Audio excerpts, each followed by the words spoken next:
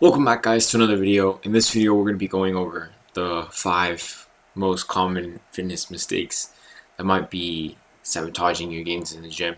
It's kind of similar to the video I did before this one, where I was going over the 5 life hacks, top 5.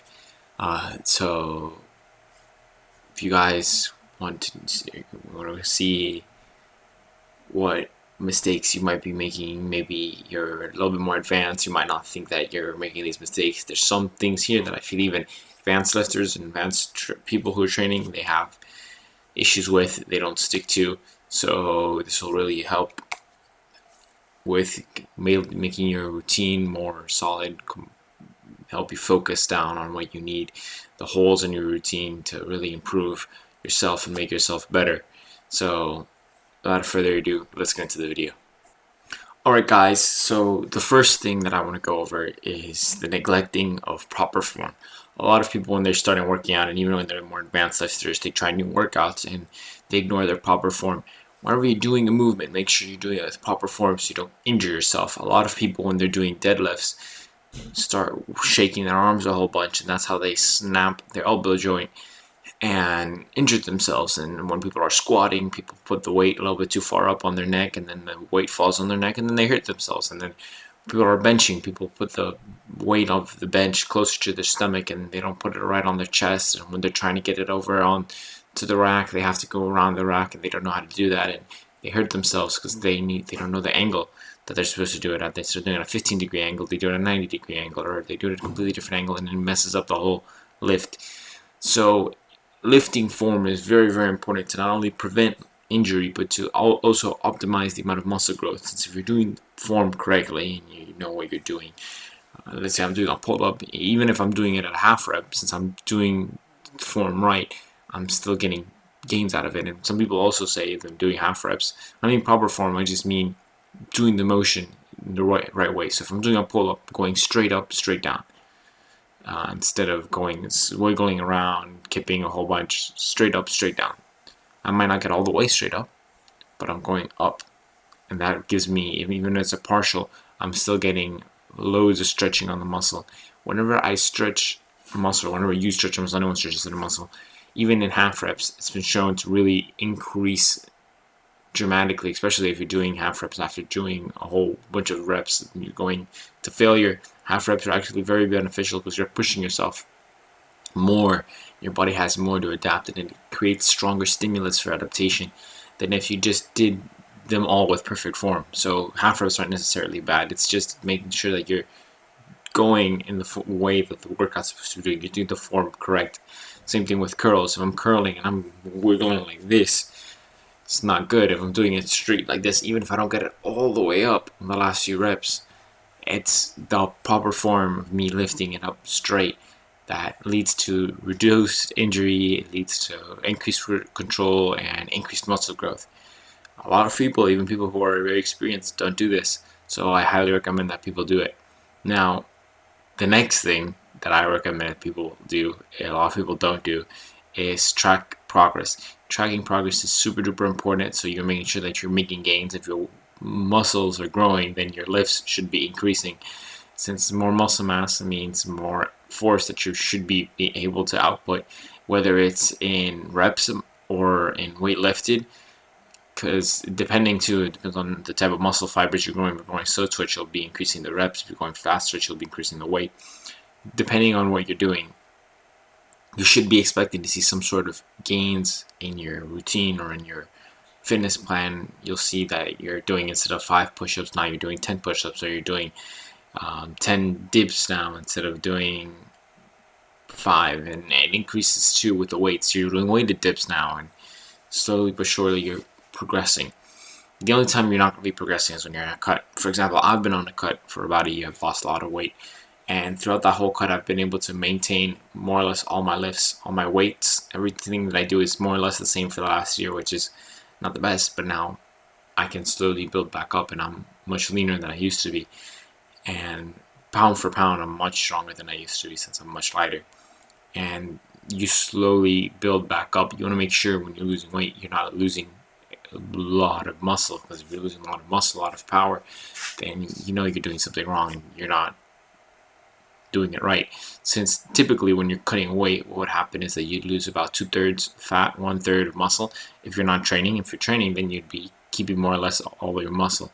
As long as you aren't losing fat at an excessively fast rate, losing about 0.5% every week or so, you'll be safe and you won't be losing muscle mass. You'll be strong, you'll be able to move around, you'll do all the things that you need to do. So tracking your progress, especially even for very advanced lifters, training years, they just go to the gym and lift weight, and they feel one day they can lift heavy and one day they can't lift heavy. Track yourself so you make sure that you're improving. If you don't track yourself, you're never going to improve. Now, the next mistake that a lot of people make, very common mistake, and this goes back to my last video with the 5 things that you should be doing with ignoring rest and recovery. This is a horrible mistake. A lot of people completely forget about their sleep, they overtrain, and a lot of people don't. A lot of people have the opposite, where they don't train nearly enough. But if you're tracking your progress, like I said before, you should be training more than enough. But when you are overtraining, what happens is that your muscles are being torn faster than they can rebuild, so your muscle fibers aren't getting stronger, they're actually getting weaker. And every single time you go and you work out, you're lifting less and less weight, since your muscles aren't fully there. They're gone, they're getting ripped apart, they're getting destroyed, and they don't grow. It's the opposite. You're denying your ability to recover, you're denying your ability to become better and stronger and faster in whatever you're doing. Cardio, some people overdo cardio and their bodies can't adapt fast enough, and it makes it so they can't run as far the next time. You need to give your body time to adapt. So if your body could instantly adapt, then we'd all be running 24/7 to get faster, and we would all be training 24/7 to get stronger, since our bodies wouldn't need to wait and adapt and get better. So it's all about patience, training smart, and taking your time with training. And also there's other things that you can add to your recovery to really increase the benefits that you get out of your recovery, like involving ice baths and saunas. Sauna, when you go in the sauna, it increases the amount of growth hormone, and people use that for rest and recovery. And ice baths, if you're very elite, let's say baseball player, help repair some of your ligaments back up to where they were before. But I recommend more sauna than ice baths, since ice baths, typically what they do is that they kind of negate some of the adaptationary effects that your body might be trying to do. So it might not lead to as much muscle growth, but it will lead to recovery. So if you're doing some intense workout, then you might need ice bath. If you need to perform for some sort of sport or something the next day, I'd recommend ice bath. Now, another thing, this also goes back to my last video, lack of nutritional awareness. A lot of people don't realize how much protein they're missing out on, or that they're getting too much protein, or that they're not getting creatine, or how they could be getting creatine. A good example of this would be, like I just said, creatine. Meats have creatine. A lot of beef has creatine. So you might be thinking, I eat beef every day, I'm getting enough creatine. Most likely you're not getting enough creatine, even if you are eating beef every day. Unless you're eating 2 pounds of beef every day, you're not getting enough creatine. Most people can't afford to be eating 2 pounds of beef a day, and aren't eating 2 pounds of beef a day. Maybe you're eating half a pound of ground beef or something. It's not enough. You need creatine supplementation. And with creatine supplementation, then you get all your creatine in your body, adapts, it gets the benefits from the creatine. And same thing with other, like carbs. You might be cutting a lot and you're not realizing that there's 0 carbs in your diet. You might want to cut out carbs for like the last 2 weeks if you're doing a show or something, but through the majority of the cut, you would want to have carbs in your diet to make you feel better, faster, stronger when you're training, especially when you're losing weight with calories being reduced. Carbs are what you need to have fuel in your system and be able to run quick, train hard, and make sure you don't lose any muscle. So learning about what you need in your diet, learning about the essential amino acids, what foods have higher purity of protein and have more amino acids than others, is very, very, very important when organizing yourself and your diet. And when you're doing meal prep, like I said in the previous video, nutritional awareness is very important. A lot of people lack nutritional awareness. Even people who are a little bit more advanced lifters, they also lack nutritional awareness. So keep an eye on that. Make sure you're paying attention to that. The next thing that I want to look at here is ignoring your mind. Your mind, you train your mind as hard as you train your body. If you train, or you're supposed to, if you train only your body and you're not training your mind, then you're not a full person. You can't just be, your whole personality can't be just about training. You have to have a strong mindset. You have to work hard reading books, meditating I recommend. I always have my little notebook that I always say, where I write down certain ideas, goals, things you have in mind.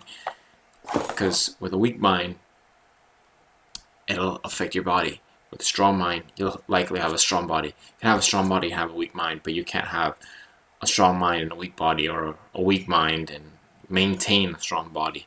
So mind is very important, and I highly recommend people read many books. They study, they test their mind into something that really pushes them. It's not just playing video games all day, and even that can test it a little bit, but doing something that really pushes you past where you usually are, what you usually think is your limit.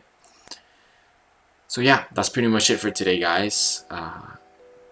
Thanks so much for watching. Please like, comment, subscribe. Be posting more videos every day. Keep it up consistently, and let me know what you guys want to see. So yeah, see you later, guys. Bye bye.